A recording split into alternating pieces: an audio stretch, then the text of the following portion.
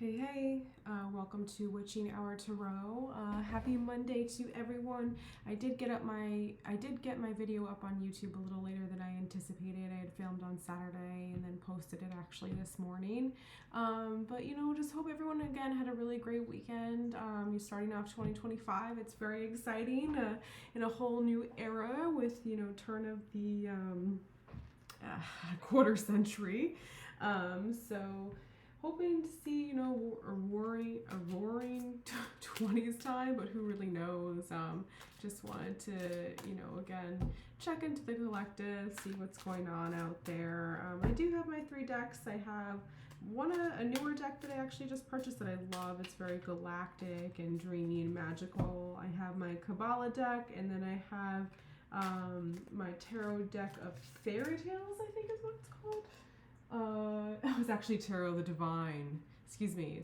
But I got fairy tales from each individual card is a new representation of, age-old ancient fables from all around the world. No ethnicity, no country, no ethnic background that is omitted in this deck, and I really loved it. I wish I can. I actually I have all the pamphlets from each particular deck. I have about 6 or 7 decks, and they all have their own little kind of description of the cards. I read a lot on the internet, but I do want to go through each individual pamphlet and just catch up on some divine knowledge and see if there's any additional interpretations I can bring into the tarot readings. Again, this is just my hobby. I do work a full-time job, totally not esoteric. I kind of just use this as a fun sort of outlet and see if I am able to connect with anyone in the collective. But enough said about me. I'm actually going to start with my Kabbalah tarot deck, but let's see what's going on.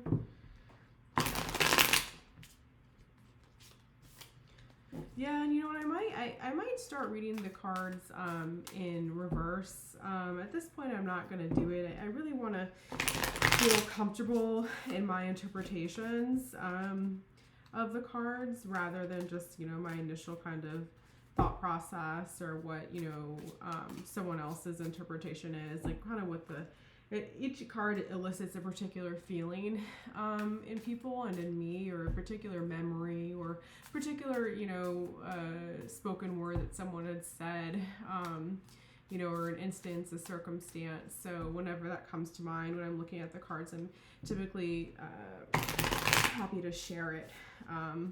It's kind of really funny how each individual situation or each card can kind of depict a certain situation that's happened in reality, and just kind of honing in on the energy or the types of things that happened around how the cards lay out is interesting, but takes practice and definitely takes studying a lot. 78 cards is a lot to memorize. All right, so let's get started. What's going on in the collective today? King of Cups. Yeah, so King of Cups, it's air, it's water energy. So Cancer, Pisces, Scorpio, very flexible, very emotive, very romantic. I have a dear friend that's a Cancer, and he's just so easy to get along with and so flexible, but can also how water has there's such a range of forms of water. You can have water in a glass, water trickling down a stream, but then you can also have tsunamis and flash floods and hurricanes and these really crazy kind of circumstances that water is presented to us in reality.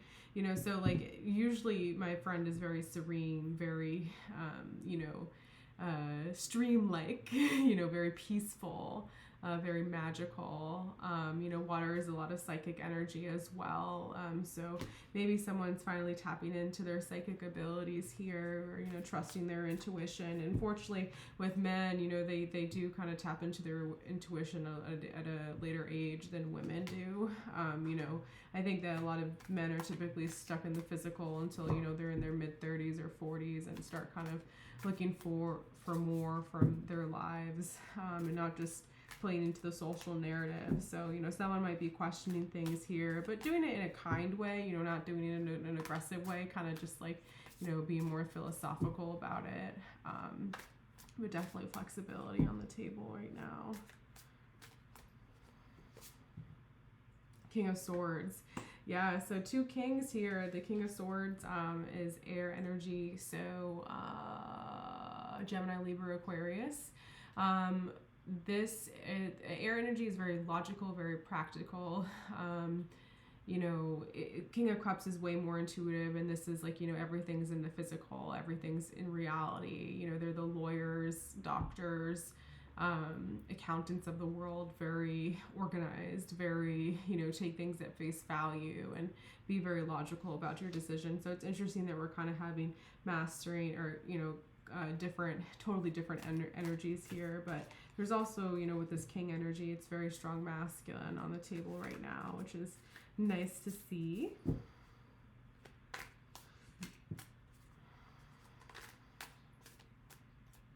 Yeah, you know, so the King of Swords actually did come out reversed, and I do try to rearrange my deck so everything's up correctly, you know, or up in the upright, but, you know, reversed, these kings can be really, you know, ruthless, you know, just like, I don't want to use any modern day examples actually, because it's too, just not going to go there, but, you know, like, you know, that book Lao Tzu wrote, The Art of War. I think it's like, you know, 1,500 years old. Don't quote me exactly. I'm not exactly sure. But, you know, very methodical, you know, in how they go about things, but then also very ruthless, like showing no mercy, you know. So I put them in the upright because we only manifest our kings. Any king on my table is only in the upright. Let's just put it that way. You know, I'm not even going to bring that type of energy towards me, but you should be aware that, you know, when kings are in their, you know, opposite energy, whether they're exhausted or exhausted or emotionally drained or overwhelmed or, you know, processing trauma, you know, whatever it might be, they can be, you know, this King of Cups can be, you know, it can turn into obsessive energy really quick when they're in, you know, in the opposite, you know, very possessive, very, you know, controlling. This is more nonchalant in the reverse, but very, very ruthless, very, you know, out for themselves, very logical about it too. Like, no, you know how to hurt people. So let's see what else is going on. Yeah, these kings are upright on my table. I'm not bringing any, you know, negative masculine energy here tonight. 6 of Pentacles. Yeah, so the 6 of Pentacles is all about charitable giving. We've seen the 6 of Pentacles a lot, actually, in most of my readings that I've had on YouTube thus far.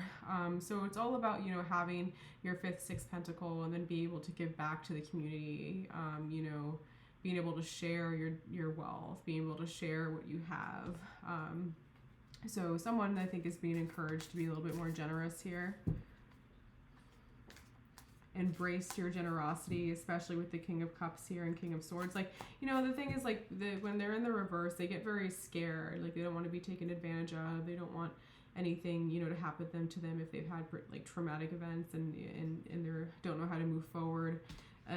But Spirit, the divine, is more or less encouraging you to, you know, you've mastered your practicality, you've mastered your emotions. Like, move forward, you know, with generosity, with abundance. You know, you've become a king. You know, you've earned your kingship here. All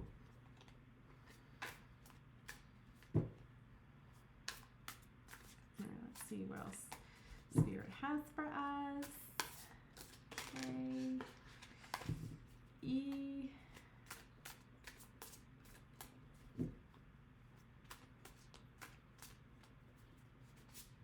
Four of Wands. Yeah, so the Four of Wands is a card about perfection, and not perfectionism in the sense where, like, you know, you don't feel good enough. It's like, you know, everything is so imperfectly perfect that it is perfect in itself, you know, very paradoxical. But there's duality here. A lot of people see this as, like, you know, it's a romantic card. It's, you know, reflects love and soulmates and, you know, your perfect match and that kind of thing as well. So there's definitely encouragement here for King of Cups, King of Swords. Maybe you're mastering, you know, these aspects of you, your logical aspect, as I said, and then your emotive aspect. And, you know, the best way to kind of express that you've mastered these parts is like giving back, you know, like, you know, being generous about the situation, like not so worried that people are going to come for you and, like, you know, and, like, you know, bewitch you, behoove you, you know, befumble you in some kind of way. Just, you know, being comfortable enough and secure enough in yourself and your emotions to just kind of, you know, start giving back to your community. And, you know, with the Four of Wands here, there's definitely there's a love here, you know, there's an appreciation here. There's realizing, like, what reality is kind of depicted as in, like, the media and in books we read and, you know, in TV and, you know, and how we're taught, but it's very different from what we're, you know, kind of exposed to. Reality plays out very different, you know, so it's kind of embracing the best sides of yourself and putting a foot forward, you know, and your best foot forward here. That's kind of what Spirit is encouraging. You put your best foot forward in this situation. Yeah, Nine of Pentacles. So Nine of Pentacles is a pre-Empress card. It is having every single one of your needs met with the exception of something like love. You know, being comfortable, being all good on your own, you know, being super stable, like having, you know, finding ways to make money, finding ways to take good care of your health, finding ways to, you know, have a full social life, finding ways to, you know, appreciate the arts and the intellectualism of the world. You know, that there's definitely abundance here. There's definitely, you know, good feeling with that as well. Nine of Pentacles is typically depicted as a feminine energy. In the original Rider-Waite deck, it's kind of the Empress, or, you know, waiting in the garden for her knight in shining armor, her emperor to come to her, you know. So it's very still energy, but with that, there's an anticipation. There's some sort of anticipation here. Someone's waiting for something, whether that be the King of Swords, King of Cups. Who knows? Let's find out, y'all. Let's find out. Which deck do I want to move on to next? You know, I'll do my Tarot of the Divine. I did shuffle all of these before I got in camera for the record as well, so I'd like to think they're well shuffled.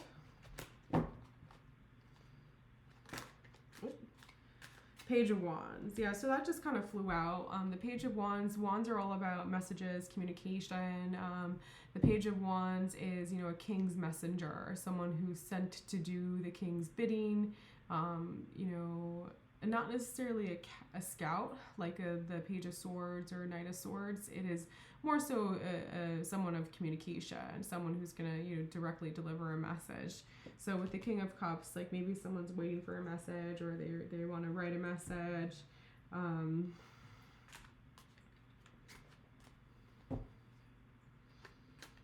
There's definitely joy here too. You know, some of my readings have been super depressing lately. You know, we get like the Tower and like the Nine of Swords and like, you know, the Nine of Wands and just like really burdensome energy. But you can see that this young man here is quite jubilant to move forward with his message, you know, with his gift of fire. And it kind of reminds me of like when the Olympic torch is being lit. So, you know, there's definitely not even a grandiosity because that's a negative connotation, but a jubilance, you know, a ceremonial aspect to this.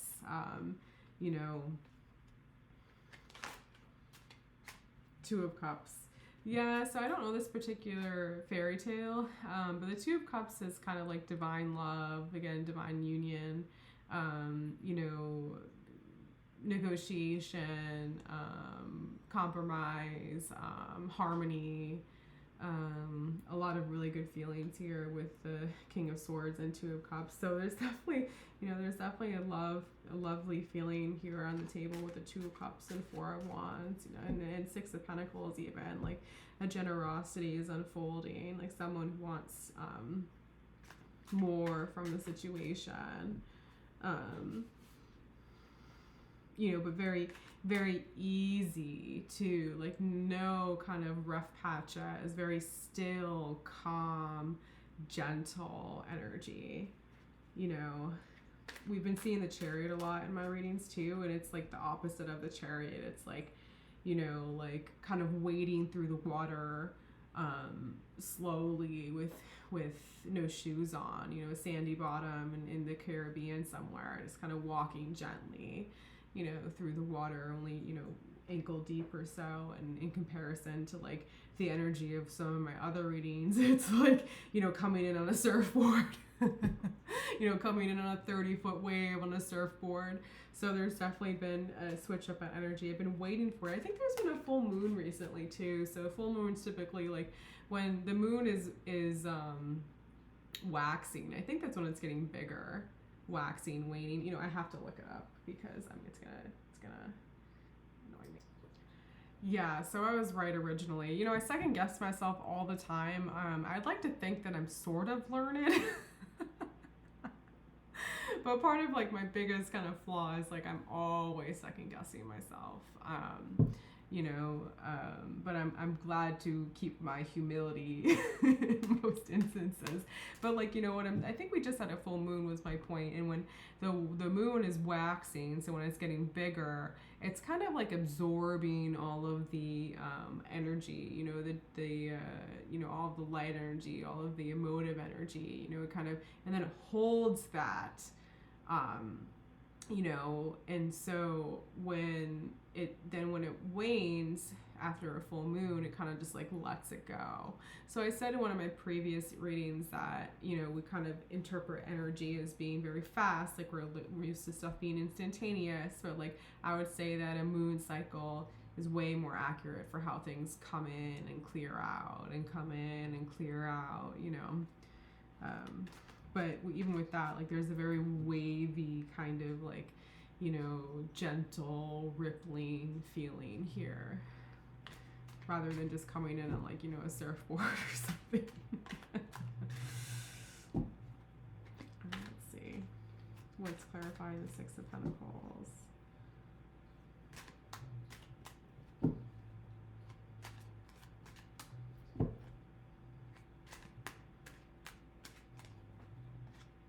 Six of Wands.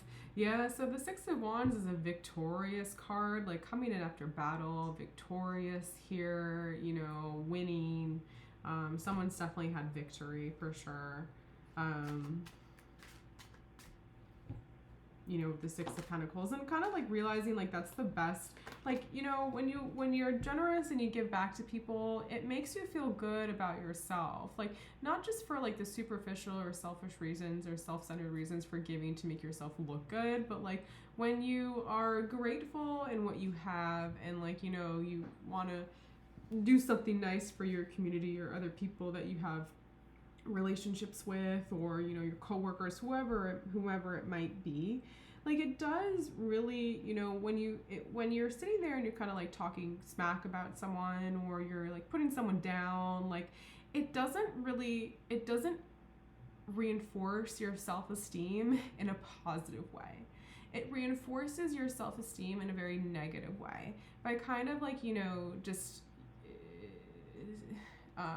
labeling someone as being inferior to you, like, this person does this and I do this, like therefore I am superior, like, or even inferiority thing, like, feeling so insecure about yourself that you have to put other people down in order to feel secure, like how dare, there are a lot of insecure people kind of have this how dare you mindset, how dare you, who do you think you are, like how dare you, and it's just like, like you, first of all, you need to relax. Second of all, these problems, these feelings that you have are not anyone else's problem but yours. You know, so a lot of people do this kind of thing where they blame shift their issues onto other people. You know, they victimize themselves. I talked about victimization in, like, you know, a couple of my readings where there was a strong theme of it for sure. But you know, my point is that it's kind of like a self-sabotaging cycle when you are putting people down or trying to manipulate people or working in this dark energy, and you're not really, you know, spreading goodness, spreading light, spreading happy feelings, spreading, you know, in the world. You're kind of just keeping everyone else stuck, like in a crabs in a bucket kind of analogy. But here, what I'm saying is that there's a lot of positive reinforcement here. You know, some, like, you're being encouraged to give back to the community and see victory in it. Like, you know, the right people will appreciate you for what you have to offer, and the right people will value you for what you have to offer, and kind of detach yourself. You know, with the King of Swords, you're the master of logic here, you know, and with the King of Swords and King of Cups, like, you know, and your intuition, like, kind of detach yourself from, like, other people putting value on it. You know, like, it's very good for your self-esteem and to feel good about who you are as a person, to really find something meaningful where you can give back. You know, like, whether it's, like, you know, finding, like, a little, like, it's, I forgot what the program's called, like a little brother, you know, and, like, you kind of take on, like, a foster child and tutor them and kind of mentor them to integrate properly in society, or, you know, really small things, or even just, like, anything you care about, like, you know, volunteering at the animal shelter, you know, or even, like, cooking a meal for your friend who's sick. Like, you know, these generous, these things of generosity, these gestures of generosity are really good for making you feel good about yourself, you know, and boosting your self-esteem, and realizing, like, especially if you've kind of, you know, been in your reverse energy for some time, like, you know, kind of just pissed and resentful, and, you know, like, give the situation more grace, give people more grace, give people more benefit of the doubt, you know, even if there's, like, no, never mind. All right, what's clarifying the Four of Wands? King of Swords, yeah, so there's definitely Gemini, Libra, Aquarius on the table here tonight. This, you know, I really love this image. It's, you know, very strong. I don't know really what kind of, it's like a hippogriff. I don't know exactly the kind of creature that's on it. You know, a master of earth and air for sure. You know, an ability to move in swiftly and to, you know, really kind of dominate a situation. There's definitely that capability here with the King of Swords twice. Yeah, Knight of Wands. Yeah, so I did mention the Knight of Wands earlier. The Knight of Wands, or I think it was actually the Knight of Swords, but the Knight of Wands is actually, like, people kind of interpret this as being player energy, you know, kind of being here for a good time, not for a long time. But, you know, I also see it as, let me think of someone who's, like, relevant to the Knight of Wands. You know, I really think Leonardo DiCaprio in that movie Titanic is a great example of what Knight of Wands is. Like, kind of living, you know, he was more or less homeless, but, like, was an artist and wanted to paint and draw, and we traveled throughout Paris and, you know, Europe as a gentleman from Wisconsin, you know, in his early 20s, like 150, you know, 100 years ago, 120 years ago, 110 years ago, I don't know exactly, you know, and kind of just, like, living from whim to whim, and you know, that's actually a perfect example of what Knight of Wands energy is, like, really encompassing your passion for life and going for it as well. Was Leo a player in Titanic?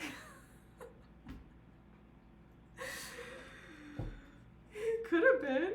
I mean, yeah, I think he was. But like he loved Rose. Like he did, he sacrificed his life for Rose.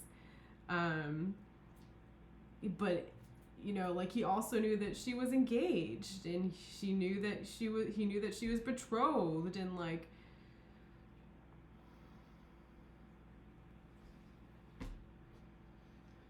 all right, let's see what's else going on.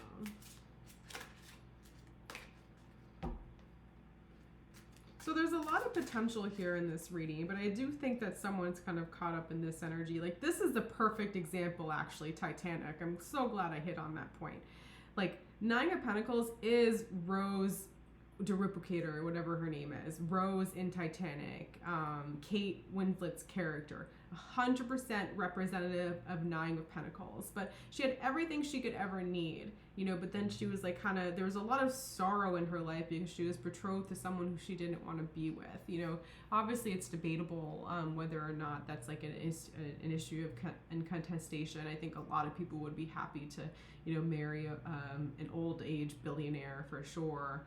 But then, she was, I think, like 17 years old. And like, what do 17-year-old kids do? They fall in love with other freaking 17-year-olds, And so it's definitely like strong kind of that energy.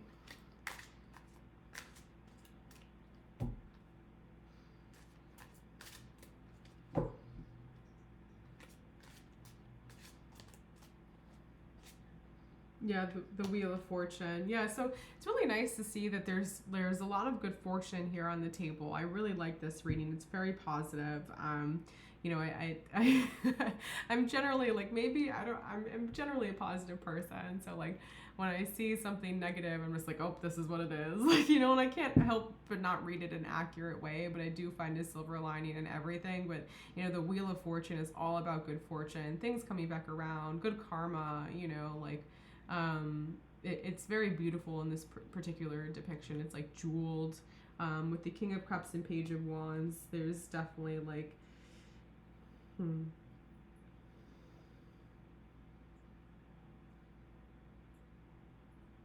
things are coming back around. Like maybe you put your head in the sand for a little bit, you took a breather, you relaxed, and you're kind of ready, like not full speed ahead, but you're kind of ready to confidently and assuredly, like, take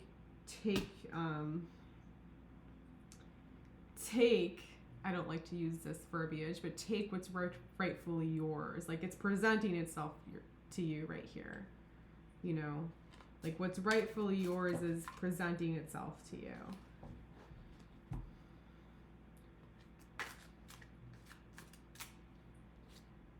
King of Cups, yeah, so very psychic, logical, very great combination, the King of Cups and King of Swords.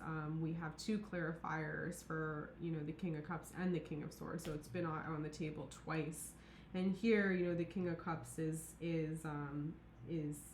clarifying the King of Swords and the Two of Cups. So I kind of see it as like, someone's more like this, maybe even more like this. Very logical, like, so a lot of what I think that's hard for a lot of women to understand about men is that, I mean, first of all, men think totally different than women, like 100% differently. But a lot of men are very testy of a woman's emotional stability, and they do that by pulling away in situations, like here, and then they pull away, but like maybe not even intentionally. They kind of recollect themselves and process their feelings in a different way. So maybe someone's been recollecting themselves, and like they're not really sure how to approach a love situation, and they can either encompass like their practical, logical aspect of it, and be quite touching in that way, like very gently touching, like almost like the King of Swords, like I want to say an intimacy level, like they're capable of intimacy where they like graze your throat in some kind of way, like maybe I'm getting this vision, this like weird vision of someone like playfully kind of like and most of the time it's like women doing this, like a woman holding a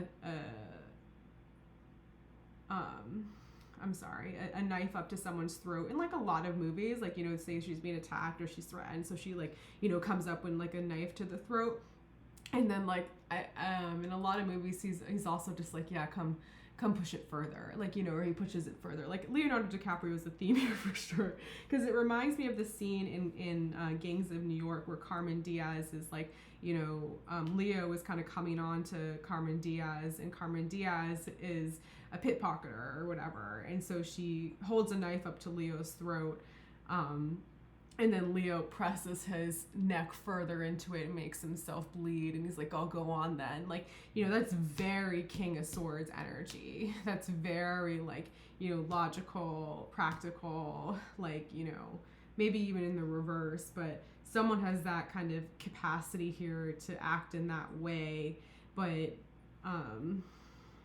there's a playfulness to it. Like, that's how a King of Swords would be playful.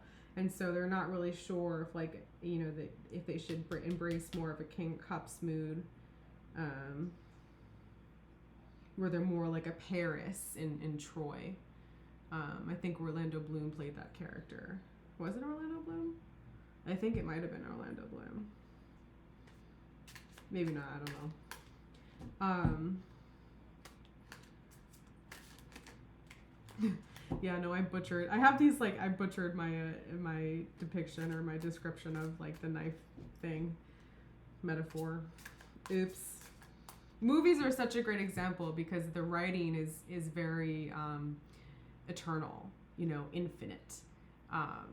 You kind of, it's interesting that you, like, have these, good writing is like, you know, it lasts beyond the ages. Ten of Cups. Yeah, so there's emotional abundance here, love, fulfillment, everything you could ever want with a Ten of Cups, like, you know, the happy home life, peaceful marriages, you know, happy children, especially with the Six of Wands and Six of Pentacles. It's a great reading.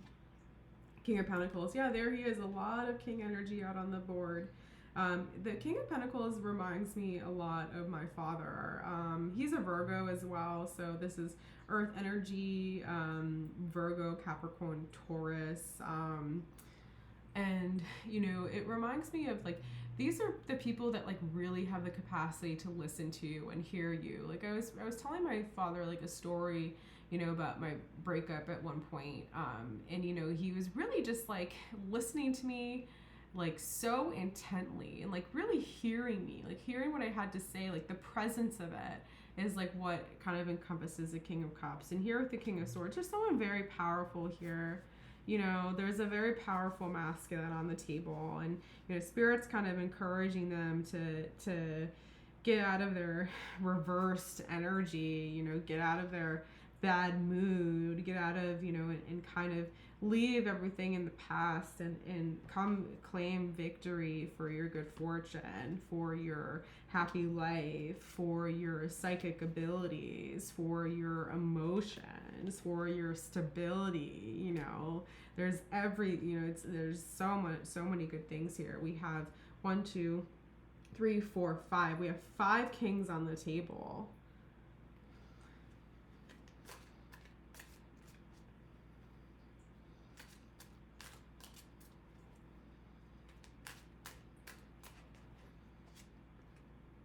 Page of Wands.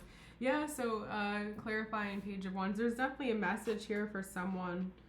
You know, you're meant to receive this message. You're meant to receive this, whatever I'm trying to reiterate to you and encourage you to, you know, and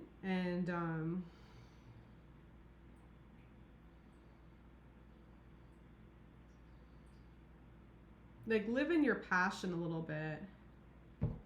There's an inspiring feminine somewhere, you know, in the Nine of Pentacles for sure. There's victory and love and duality and perfection and generosity. you know, and mastering, you know, your emotions, your psychic abilities, mastering your practicality, your logic, your methodology, you know. Really great stuff here. Alrighty, love, light, and blessings to all of you. Hope you have a great rest of your night.